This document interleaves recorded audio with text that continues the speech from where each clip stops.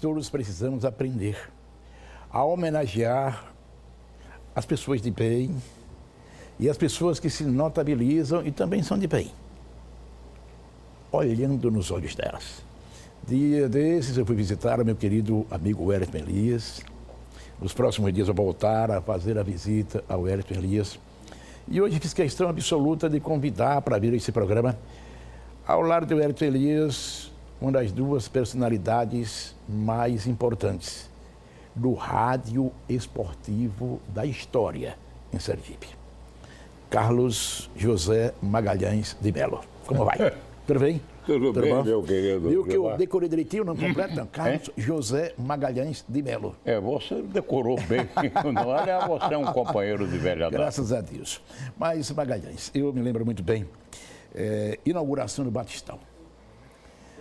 A Magalhães pela nossa querida Rádio Cultura.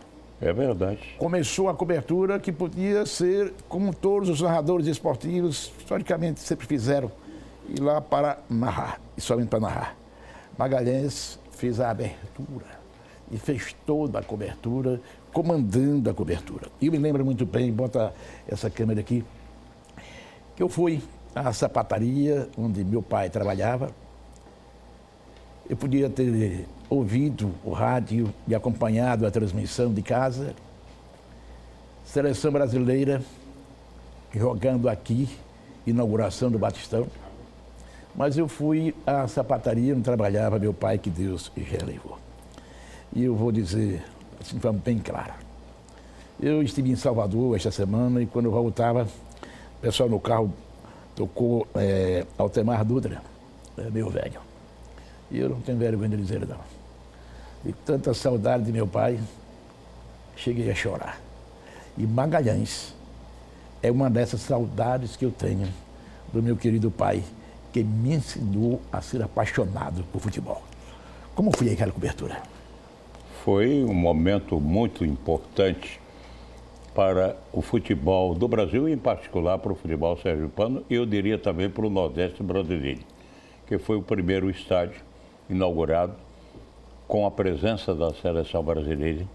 E depois do Batistão vieram outros grandes estádios do Nordeste, inclusive a Fonte Nova foi remodelada pela primeira vez e depois construída.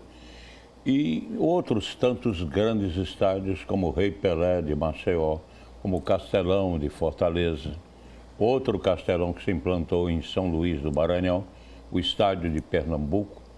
Então, o futebol cresceu. Aqui em Sergipe, o estádio Presidente Médici em Itabaiana com o Grêmio Porto Alegrense. Exato. Eu me lembro muito bem. A inauguração com o Grêmio, que era o time. Eu me lembro muito bem que o nosso querido Médici. Edmilson, que hoje treina futebol, né? Mas que jogou, depois o Itabaiana jogou em Portugal. Edmilson deu um Foi banho... do Benfica de Portugal. Edmilson deu um banho de cuia, como a gente costuma dizer, em Everaldo, que era o lateral esquerdo da seleção brasileira e lateral esquerdo do Grêmio. Aí a torcida foi a loucura, né?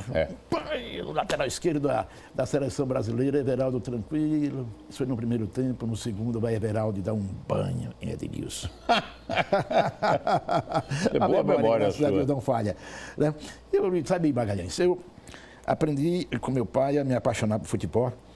Meu primeiro presente que eu recebi, foi um radinho Sharp. Naquela época os radinhos tinham muita aceitação. Porque o gerador de futebol pelo rádio também já é miudinho. Né? Com 12 anos eu já fazia serviço de alto-falante com Pereira da Silva, no meio do Zé Malhador em Itabaiana. Lá, na região serrana. Exatamente. Mas eu trouxe você aqui para dizer assim da minha admiração. O rádio sergipano, o rádio esportivo, não existiria mais se não fosse a sua luta. Uma luta de herói, De herói. Como é que você ia aguentar aí, Maga? Em verdade, o rádio foi apaixonante. Eu comecei em rádio aos 18 anos, tenho 63 anos de atividade ininterruptos. E tive grandes alegrias. Tem 81 anos de idade? Eu tinha 18 anos, eu tenho 81 hoje. Tem 80? 81 anos, exatamente isso. Em plena atividade. Então eu aprendi muito com o rádio, que me fez estabelecer um relacionamento muito grande com a imprensa esportiva brasileira. Eu cito, por exemplo, Jorge Cury, Exatamente. grande amigo, Na que minha opinião, almoçava narrador sempre de quando futebol vinha de a todos os Sergipe em tempos. minha casa, era amigo. Aham. E quando eu adoeci uma vez no Rio de Janeiro, ele ligou: Maria, cadê o Magalhães? Ele disse: está aí no Rio. Foi transmitir um jogo do Sergipe no Rio, do Maracanã. Isso. Ele está onde? Ele está no Hotel Argentina e, por sinal, está doente. Sabe o que é que o Cury fez? Ele e a esposa foram lá no Argentina, me pegaram, levaram para a casa dele no Recreio dos Bandeirantes. E eu só saí da casa dele direto para o Maracanã para transmitir o jogo. Então, Mas, nós fizemos grandes amizades. E o rádio esportivo era bem melhor. Dos tempos de Valdir Amaral. Sim, e Jorge foi. Né? Valdir Amaral, do próprio Jorge Cury, para mim o melhor. Fiore Giliotti na Bandeirantes. Fiore Giliotti nas Bandeirantes. E o último do de todos Alceu eles... de Camargo. E o último de todos eles, Osmar Santos, que um acidente tirou a voz, mas não tirou a alegria. Completou recentemente 70 anos de idade. Mas, meu querido, pega na mão do seu amigo. É um prazer imenso, viu? Obrigado por você existir. E muito obrigado pela lembrança, né?